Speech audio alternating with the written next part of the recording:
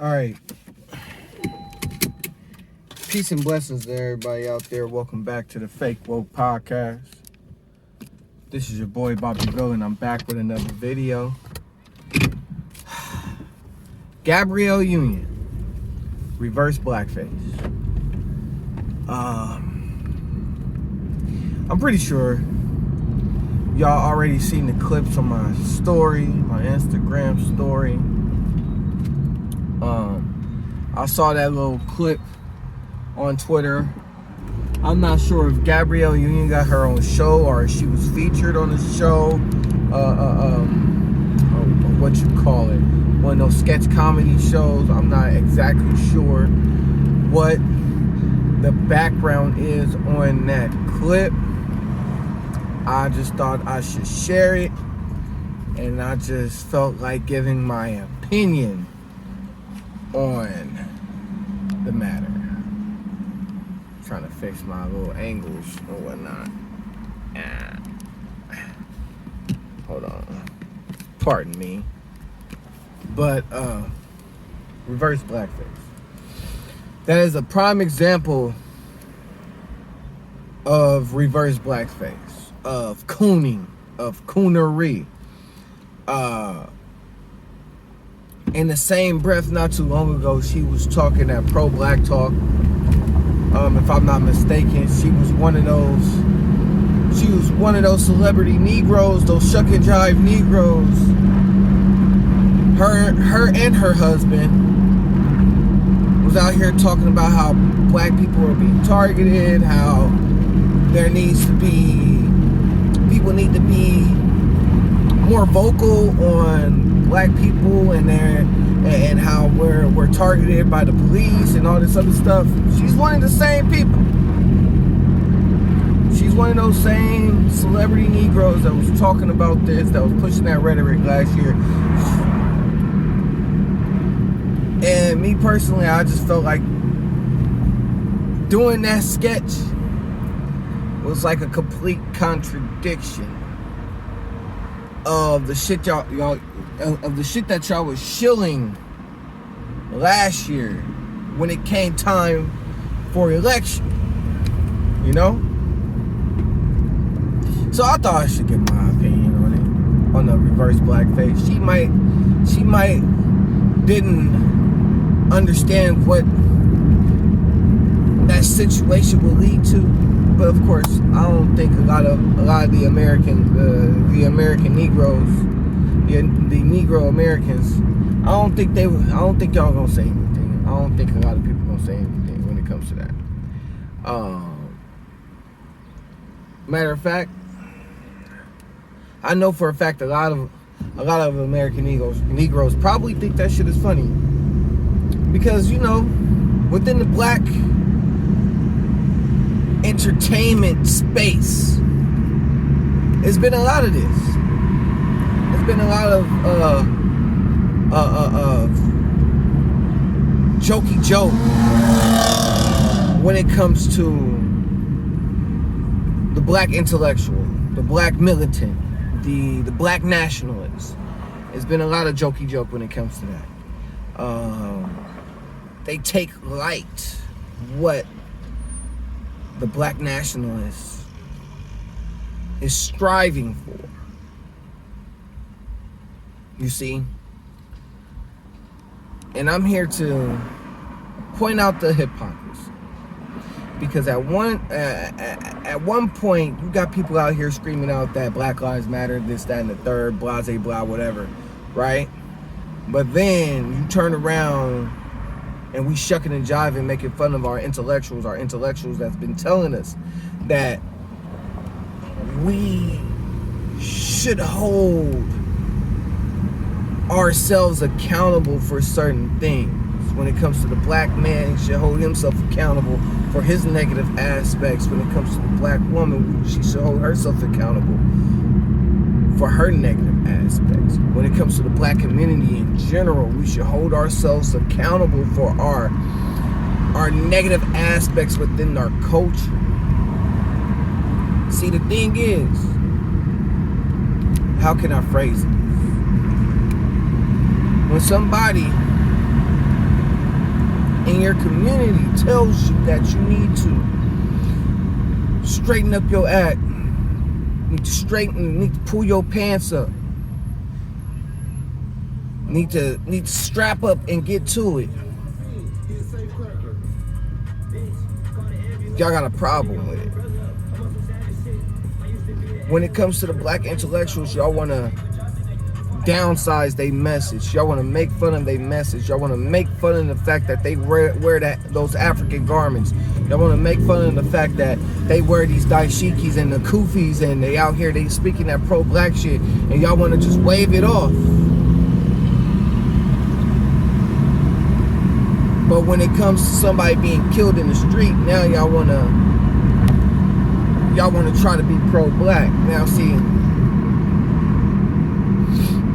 that's our problem. And it all stems from the celebrity Negro.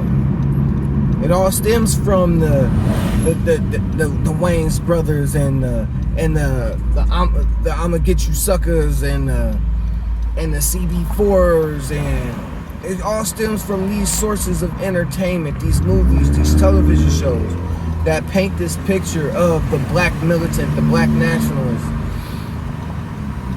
as a buffoon. Am I making sense? They paint these people that actually have our best interests at heart as buffoons. Now, when it comes to the Tariq Nasheeds, I feel like to a certain extent, they do be coming from a sincere place when they trying to educate the people on the history of the indigenous melanated being of the planet. I understand that. But you do got these people that do be out here that be race baiting. What do I mean by race baiting? They always trying to find racism in every situation, and they try to not shuck and jive, but they try to profit off of racism. They looking at every aspect of a situation to find that one little racial aspect to profit off of racism. It was all last year where they was talking about black this, black that, black, showing countless of people murdered in the media sphere, black men being murdered in the media sphere, trying to profit off of this, talking about defund the police, this, that, and the third. Talking about white supremacy, systematic racism, this, that, and the third. You do have people that do be shucking and jiving, that falls up under that category, that fake black nationalist category. You got the Dr. Umars that has a bad rap because of the donations that was supposed to go towards the school, and the school never transpired. The school never transpired, so he has a bad rap because nobody knows where the donations went. Nobody knows where that money went. So he has a bad rap, and I understand why. And sometimes he be shaky at best. But I'm talking about those true militant people, them true black nationalists. They really want to see the diaspora in a better situation.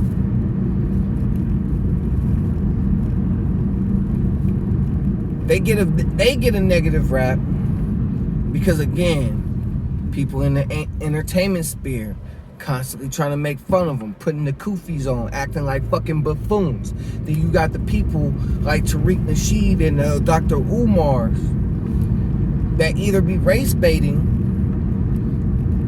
or they out here, they see there's some type of profit in the pro-black category, so they go for it.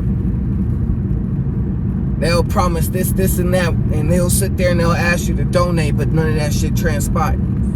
So I understand why you have some people that are skeptical of these people. I understand that. But to sit here and condone reverse blackface, I can't get jiggy with that, bro. And I was one of those as a younger kid when I saw In Living Color, when I saw Damon Wayans make an ass out of himself wearing the kufi, when I saw the Don't Be a Menace to South Central while drinking your juice in the hood, I thought that shit was hilarious when he was in the jail cell talking about one fish, two fish, red fish, blue fish. I thought the shit was hilarious as a kid. I thought it was hilarious. Me watching I'ma Get You Sucker for the first time, I thought that shit was hilarious.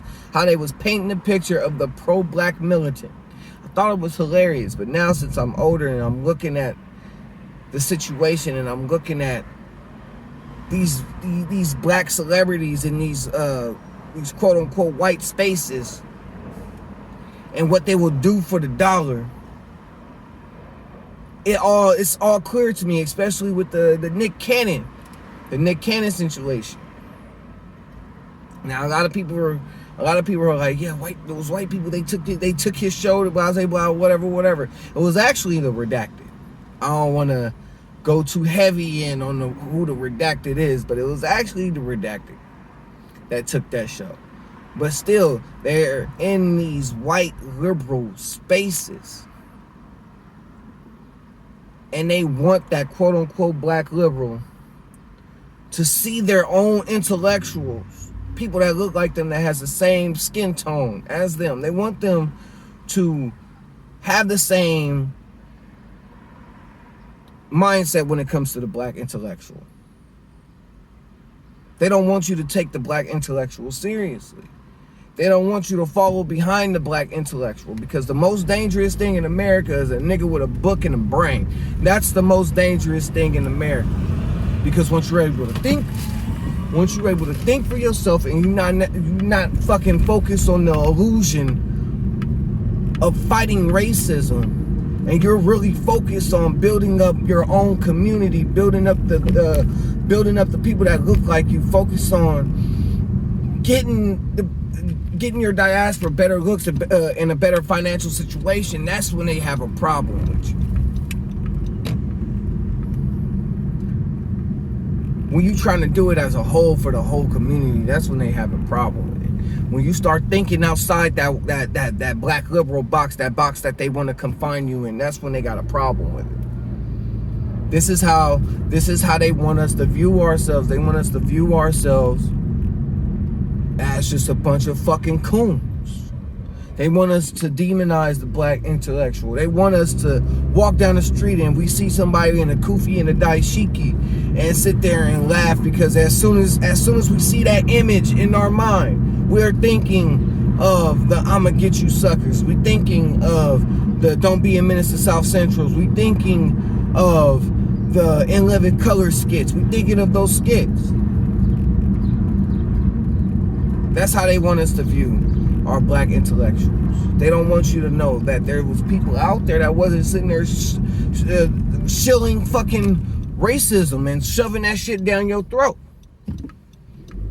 Shoving that victimization, that oppression. We have to understand that our minds are still colonized. We're still thinking with the colonial mindset. We're still, regardless of us actually noticing that we're sitting here pushing their ideologies on our own people. We still got that slave mindset. We still got that slave mindset as a whole. We still have that slave mindset. We got to get rid of certain things in order to break free. When you think you breaking free, shit, you just adding another chain.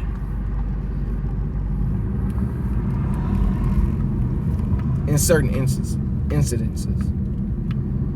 So, like, that's really all I got to say about it. They just want us to view our intellectuals as